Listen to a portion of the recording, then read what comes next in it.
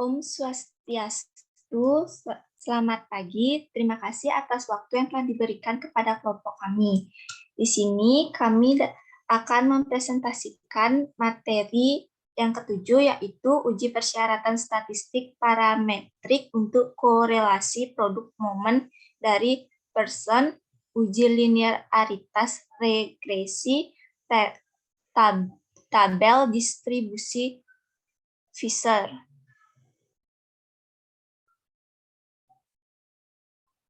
Sebelumnya, izinkan kami memperkenalkan diri terlebih dahulu. Adapun anggota dari kelompok 2, yang pertama ada Nengah Artiwisari dengan NIM 1130, yang kedua ada Iwayan Handika Putra dengan NIM 1131, yang ketiga ada saya sendiri, Niputu Aula Yunita Cahyani Putri dengan NIM 1132, dan yang terakhir ada Niketut Desi Permatasari dengan NIM 1133.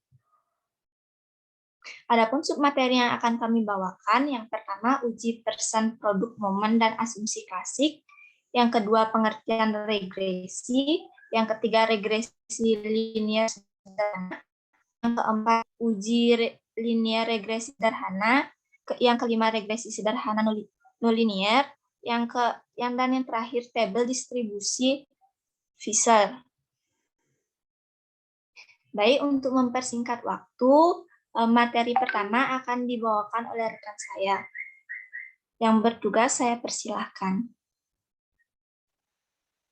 Baik, terima kasih atas waktunya. Di sini saya akan mempresentasikan materi yang pertama, yaitu uji person produk momen dan asumsi klasik.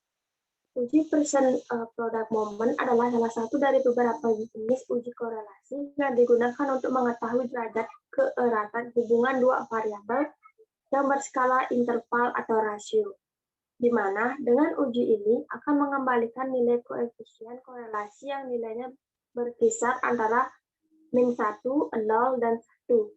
Kegunaan korelasi produk momen person yaitu yang pertama, untuk menyatakan ada atau tidaknya hubungan antara variabel X dengan variabel Y. Yang kedua, untuk menyatakan besarnya sumbangan variabel satu terhadap yang lainnya yang dinyatakan dalam persen. Next. Nilai min 1 artinya terdapat korelasi negatif yang sempurna. Nilai 0 artinya tidak ada korelatif dan nilai 1 berarti ada korelatif positif yang sempurna. Rentang dari koefisien korelasi yang berkisar antara min 1, 0, dan 1 tersebut dapat disimpulkan bahwa apabila semakin mendekati nilai 1 atau min 1, maka hubungannya semakin erat. Sedangkan jika semakin mendekati 0, maka hubungannya semakin lemah. Adapun rumus uji person produk momen yaitu dapat dilihat pada PPT tersebut, di mana RXY berarti koefisien korelasi R person, N berarti jumlah sampel atau observasi, X berarti variabel bebas atau variabel pertama, Y berarti variabel terkait atau variabel kedua. Next. Pada asumsi klasik uji person produk momen, uji asumsi klasik dilakukan untuk mengetahui apakah model persamaan regresi dengan model estimasi jika memenuhi semua, maka asumsi klasik akan memberikan hasil yang best linear unlevered aximeter atau BLEU dari Ghazali tahun 2011. Sebelum diimplementasikan asumsi klasik uji person produk momen, terlebih dulu harus memenuhi serangkaian asumsi klasik dari uji person produk momen, yaitu yang pertama, adanya normalitas, yang artinya sebaran variabel yang hendak dikorelasikan harus berdistribusi normal. Yang kedua, linearitas, yang artinya hubungan antara dua variabel harus linear, misalnya ditunjukkan lewat straight line. Yang ketiga, ordinal, artinya variabel harus diukur dengan nilai skala ordinal. Dan yang terakhir ada homoskedastictas, artinya variabel skor di variabel Y harus tetap konstan di sebuah variabel X.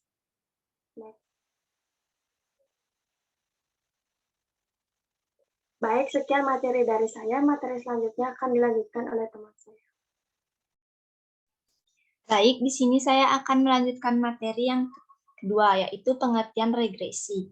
Regresi adalah metode statistik yang dipakai untuk memperkirakan hubungan antara sebuah variabel terikat dan satu variabel independen atau lebih. Metode ini juga bisa digunakan untuk menilai kekuatan hubungan antara variabel dengan perkiraan masa depan. Analisis regresi termasuk beberapa variasi, yaitu linear majemuk, dan non-linear. Terdapat berbagai fungsi regresi, yaitu yang pertama memprediksi masa depan, yang kedua memperbaiki error, yang ketiga memberikan wawasan baru, dan yang keempat meningkatkan efisiensi operasional. Yang materi yang ketiga yaitu regresi linear sederhana. Regresi linear sederhana adalah metode statistik yang berfungsi untuk menguji sejauh mana hubungan sebab akibat antara variabel faktor penyebab atau X terhadap variabel akibatnya. Faktor penyebab pada umumnya dilambangkan dengan X atau disebut juga dengan prediktor, sedangkan variabel akibat dilambangkan dengan Y atau disebut juga dengan respons. Regresi linear sederhana atau sering disingkat dengan SRL atau Simple Linear Regression juga merupakan salah satu metode statistik yang dipergunakan dalam produksi untuk melakukan peramalan atau prediksi tentang karakteristik kualitas maupun kuantitas. Baik, sekian presentasi dari saya. Materi selanjutnya akan dibawakan oleh rekan saya. Baik, terima kasih atas waktunya. Next.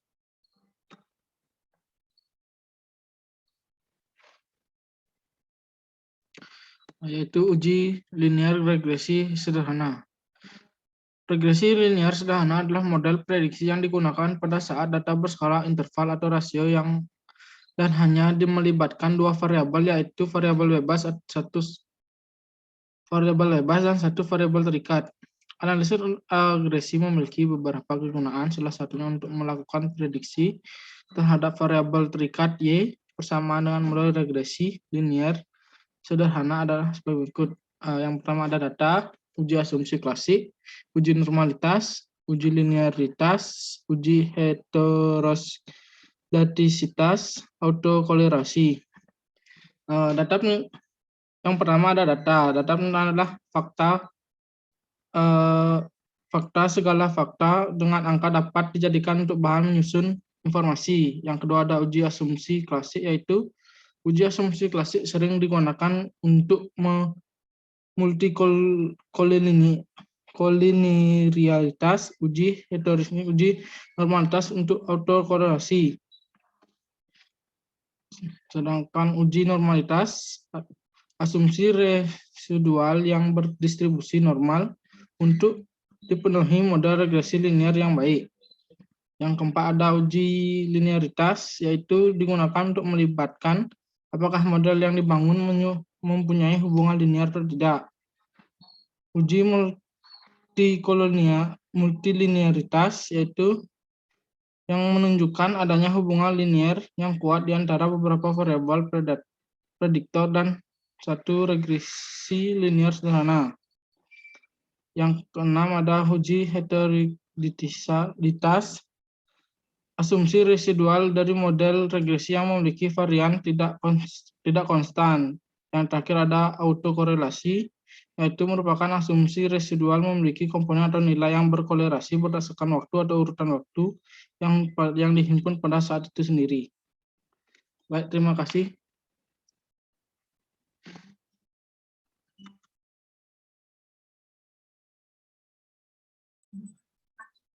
Baik, di sini saya akan melanjutkan materi yang kelima, yaitu regresi sederhana non-linear.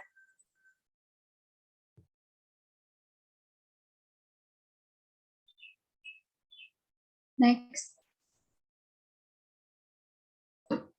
Regresi nonlinear merupakan suatu metode analisis regresi untuk mendapatkan model nonlinear yang digunakan untuk mengetahui hubungan antara variabel terikat dan variabel bebas.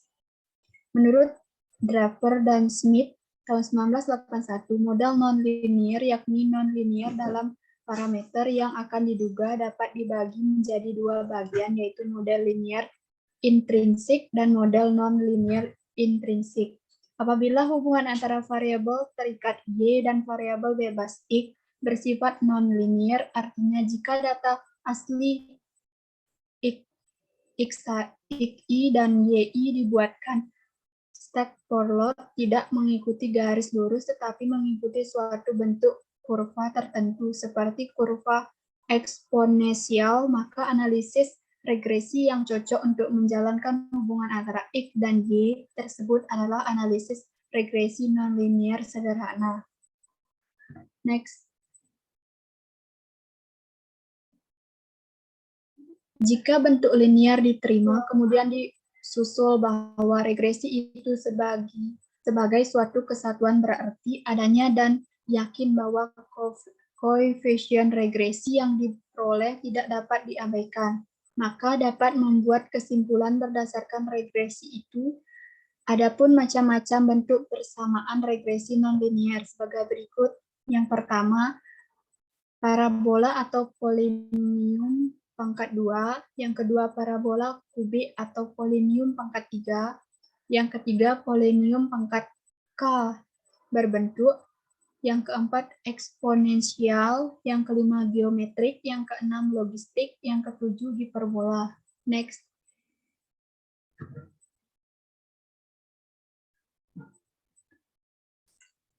Materi yang keenam yaitu tabel distribusi Fisher.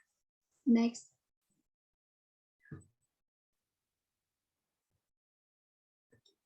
Distribusi F merupakan distribusi parabola kontinu. Distribusi F dikenal juga sebagai distribusi F-Snedgor atau distribusi Fisher-Snedgor. Distribusi F seringkali digunakan dalam uji statistik seperti analisis varians ANOVA dan analisis regresi.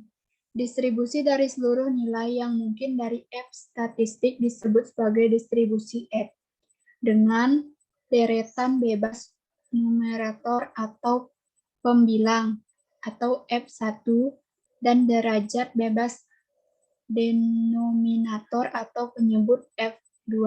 Kurva dari distribusi F tergantung pada derajat bebas F1 dan F2.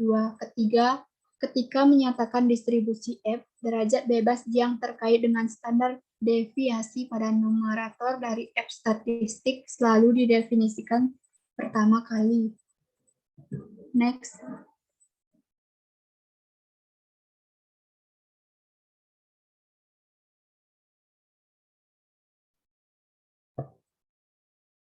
Ini merupakan tabel dari F. Bagaimana cara membaca tabel F statistik? Berikut adalah tabel F statistik untuk tingkat signifikasi 5%. Dapat dilihat pada PPT. Next.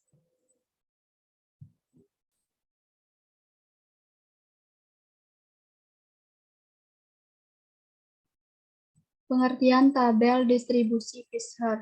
Angka yang berada di barisan teratas merupakan derajat bebas numerator F1, sedangkan angka yang berada di kolom pertama merupakan derajat numerator F2. Misalnya, ingin dicari nilai tabel distribusi F untuk F0, 0,5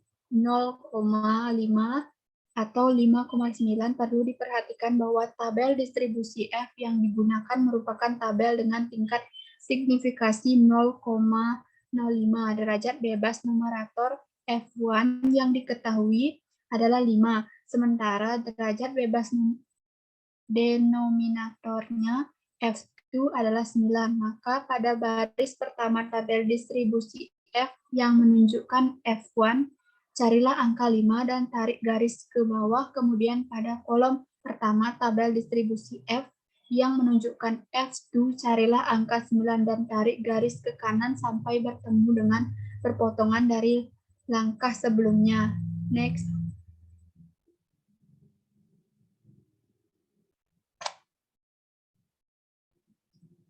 ini merupakan contoh tabel yang tadi saya jelaskan. Nilai-nilai yang berada di dalam tabel F statistik merupakan nilai kritis yang biasanya dibandingkan dengan F statistik dari sebuah uji F.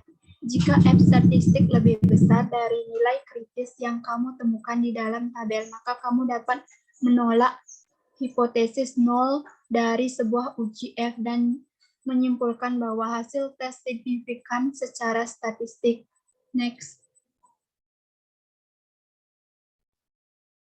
Sekian pemaparan dari saya serahkan ke moderator.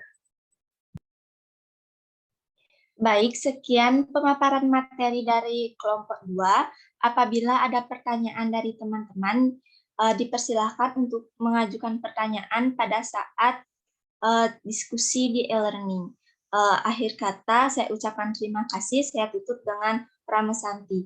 Om Santi Santi Santi Om.